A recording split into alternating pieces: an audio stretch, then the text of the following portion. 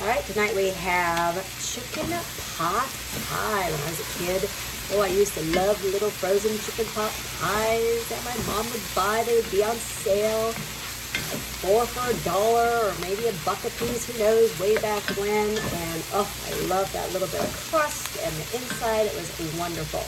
So I've sauteed all the veggies. We got a ton. We got mushrooms and carrots and celery and zucchini and green beans in here.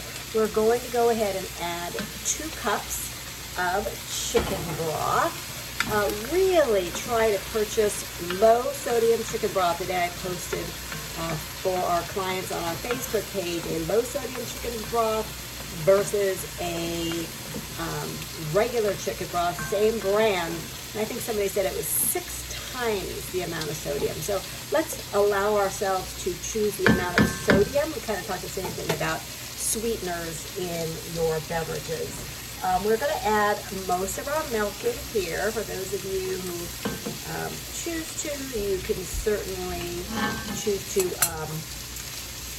use a different kind of beverage in there. But I'm going to go ahead and take a ½ cup of whole wheat flour and mix it into our milk to make a little bit of a slush to help thicken up our pot pie.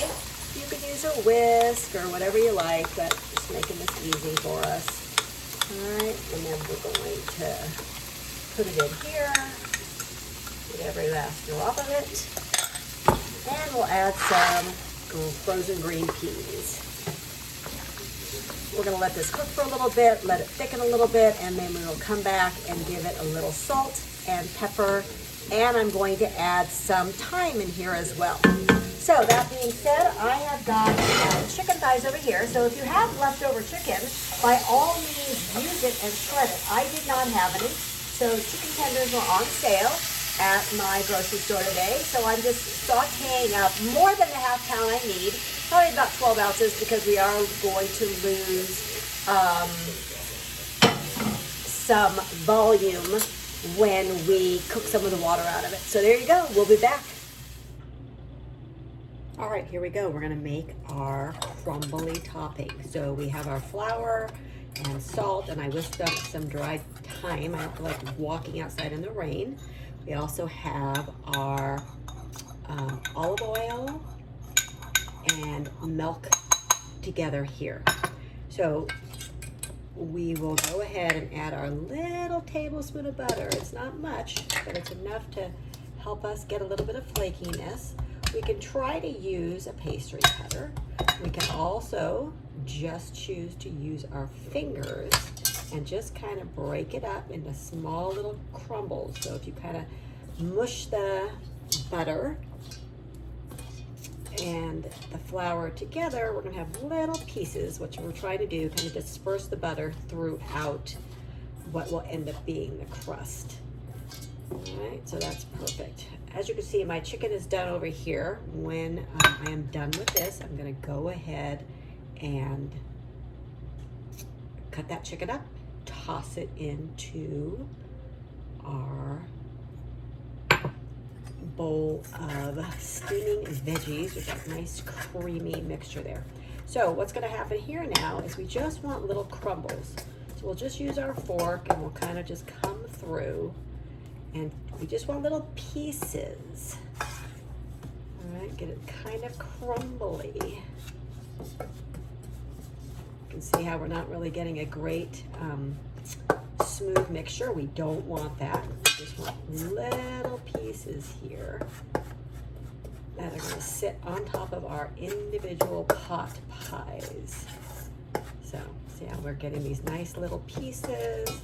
Kind of mixes the oil, the olive oil, the little bit of butter, our whole wheat flour, our salt, and we'll come back to this. Okay, so here we go. I went ahead and cut up all the chicken. You can see how nicely the chicken tenders were able to be shredded. You can see how nice and thick our pot pie filling is at this point. I have it beautifully seasoned. I added some thyme And so this is ready to go. Now I'm gonna go ahead and take our crumbly mixture here, and I want to get it into a nice little